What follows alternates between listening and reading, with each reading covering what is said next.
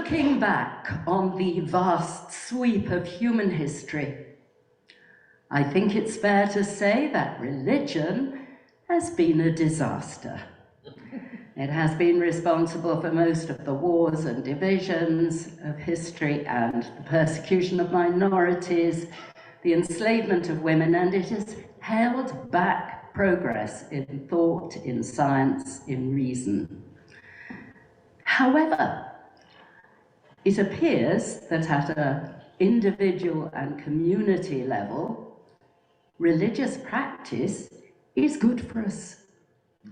There are plenty of studies now that show that being part of a faith-based community, engaging in rituals, in music, movement, charitable works, prayer and meditation is good for us. It improves health, longevity, and well-being.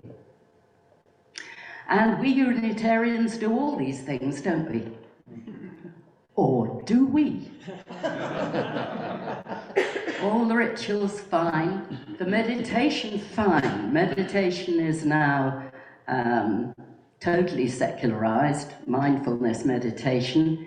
It improves performance at things, and we like that as a culture. So people use mindfulness to help with athletic prowess or business skills. In fact, it could probably hone your skills as a contract killer. So meditation, no problem, but what about prayer? Now this is tricky because prayer implies that there is a prayee, a transcendent being who is interested in the minutiae of our lives. And that's a very comforting idea, I do see, so I can totally understand why prayer is beneficial to the prayer. But what about intercessory prayer? Can we actually help others through prayer alone? Well, after every school shooting in the USA, politicians send their thoughts and prayers to the victims. And I always think, and I expect you do, why not send the thoughts and prayers before the shooting and stop it happening? So, does prayer, intercessory prayer, have any effect at all? Well, there's studies in the literature. Larry Dossey examined more than 130 published studies loosely on the subject of intercessory prayer, and half of these studies were statistically significant.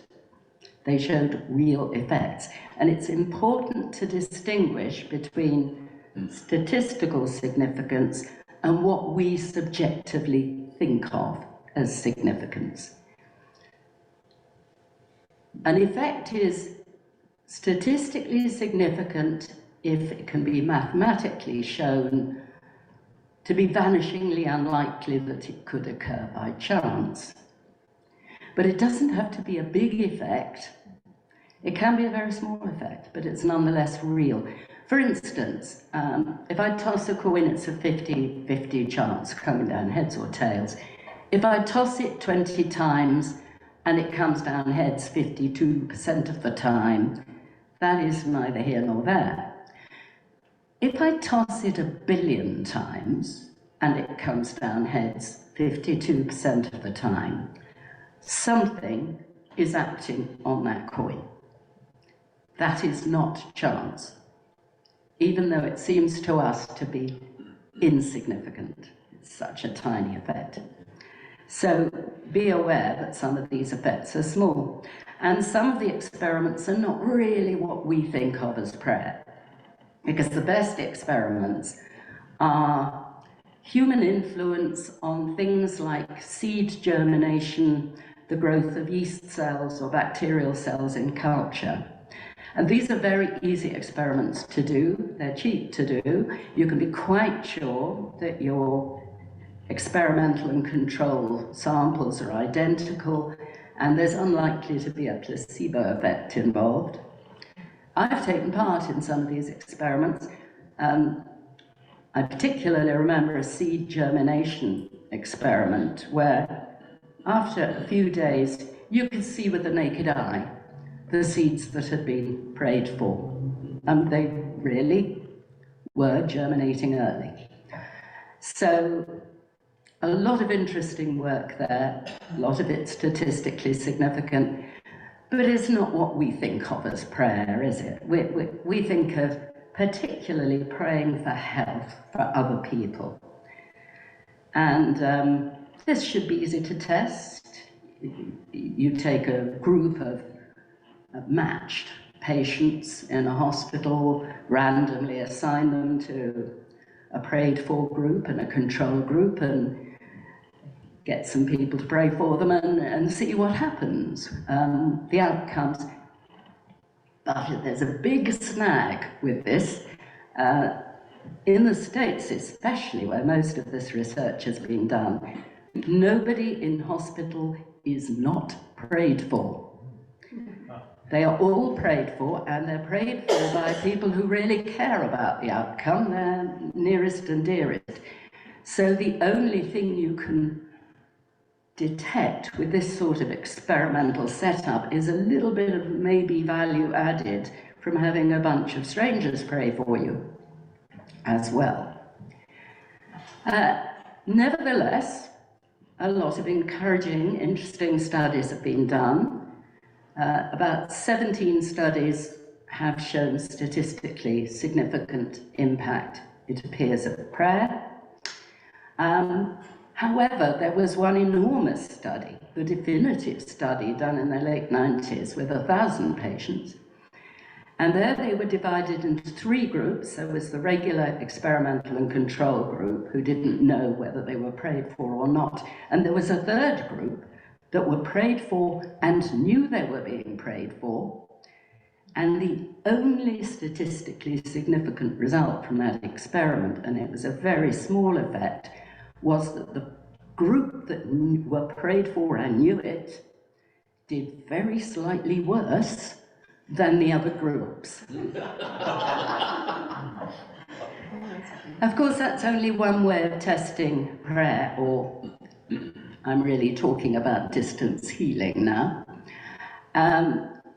Some other very interesting experiments have been done where the subjects have been monitored continuously for unconscious physiological factors like blood pressure, heart rate, skin resistance.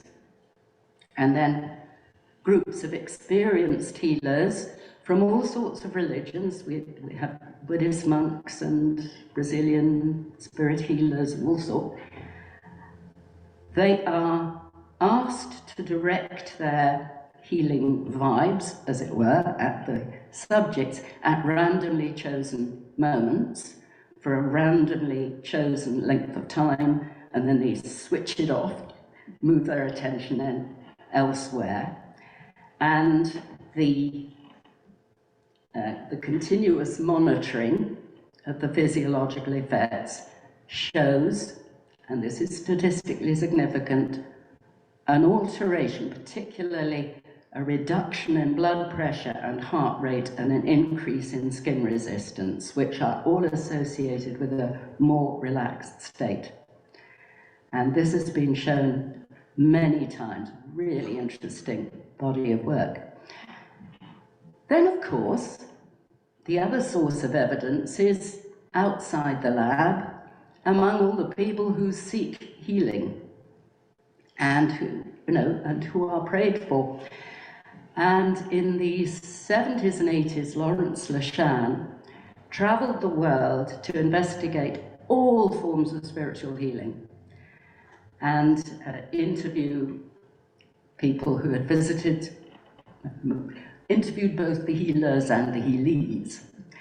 And of the healees, about 20% reported noticeable beneficial effects, and that was roughly constant whatever form of healing was used, And whatever the beliefs of the healers or the healees, and it was even true where the healees did not know that the healing was taking place.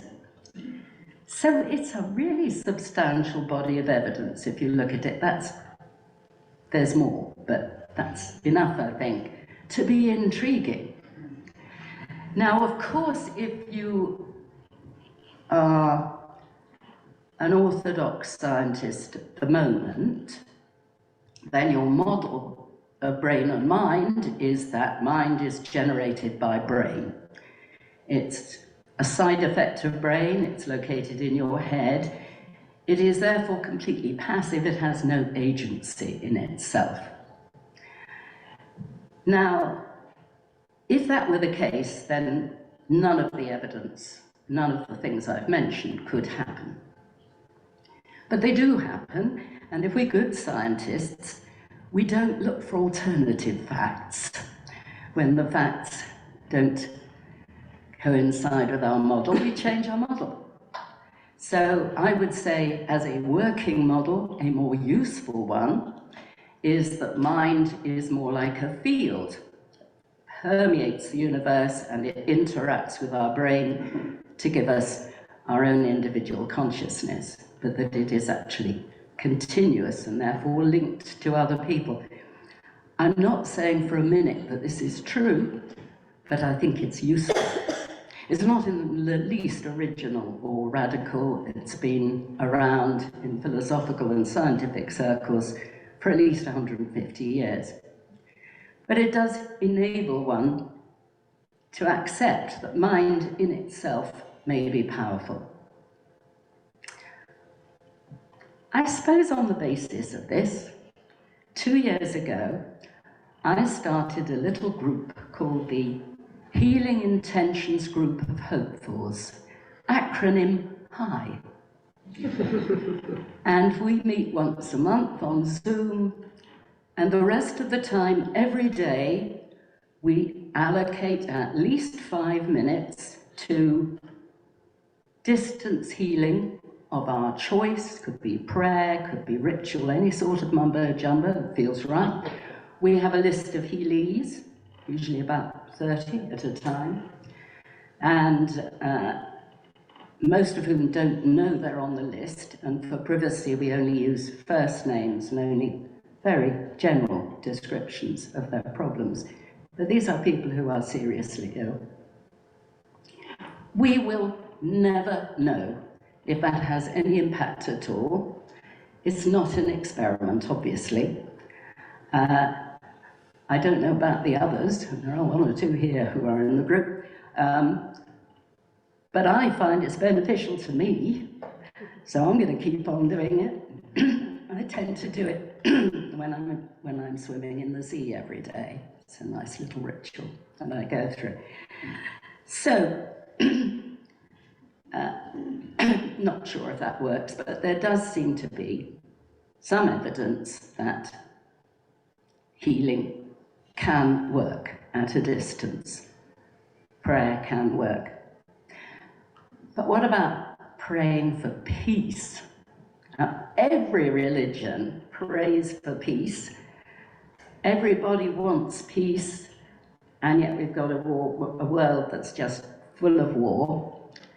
I suppose you could say if we weren't all praying for peace, it would be even worse. But it's not very satisfactory, is it? And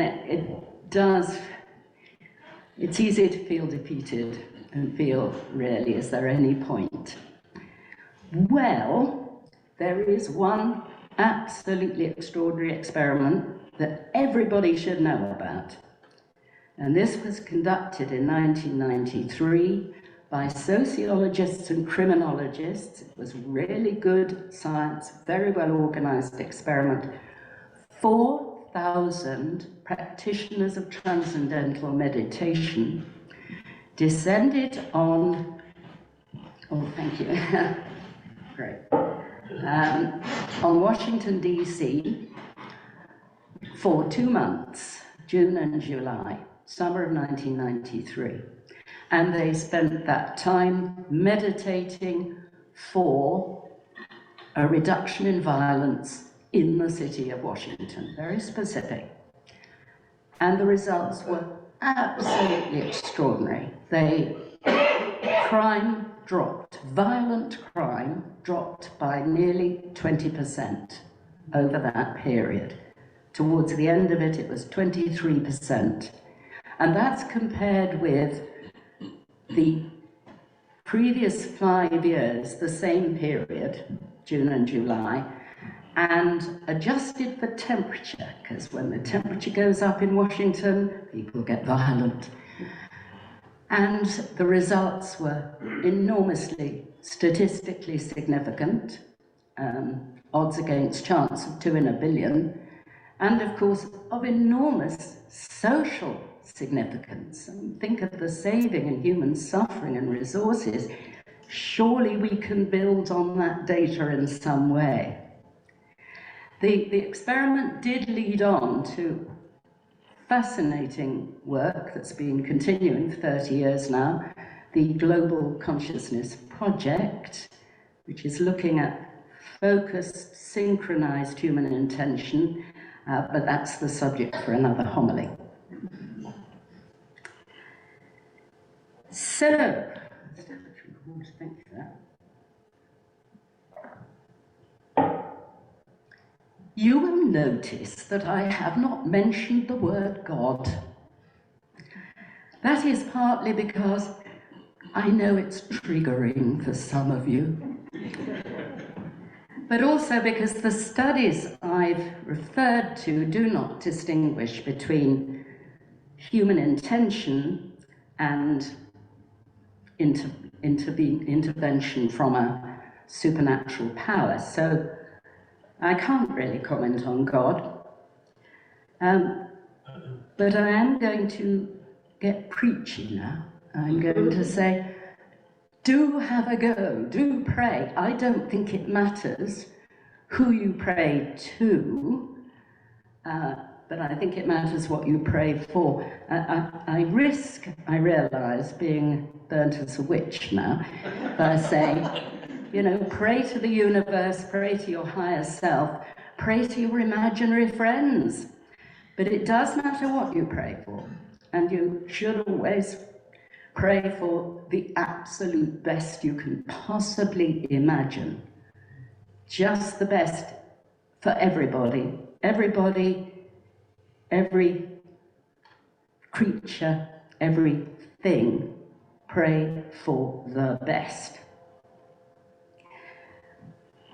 I always say to my hypnotherapy clients, you don't have to believe anything I say. Just regard it as an exercise in imagination. You see, I do think prayer is wishful thinking, but wishful thinking is enormously powerful. When you think about it, every single social and technological advance throughout history has started as an idea in someone's mind at a time when it would have been impossible, unthinkable in the mindset of the day. That's how change happens. It changes in the human mind. So I shall end with a favourite quotation of mine, George Bernard Shaw. Some men see the world as it is and say, why? I dream things that never were and say, why not?